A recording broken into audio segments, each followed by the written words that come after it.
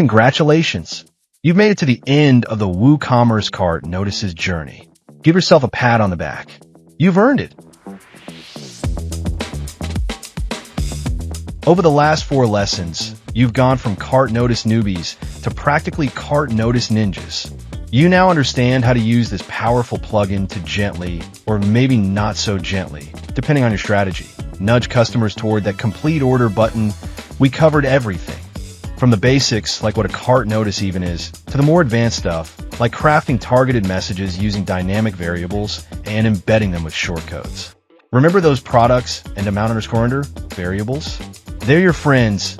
You've learned how to leverage those minimum amount, deadline, refer, products in cart, and categories in cart notices to create personalized shopping experiences that boost conversions and increase your average order value. You're basically a retail whisperer now. Don't forget the importance of styling and customization. Make sure those cart notices look amazing with your theme. Nobody likes an ugly pop-up. Your design skills will shine. I believe in you. Now, it's time to put your newfound knowledge into practice. Experiment, test, and track your results. See what resonates with your audience. Testing is your new best friend. Thanks for joining me on this adventure. Go forth and create some amazing cart notices.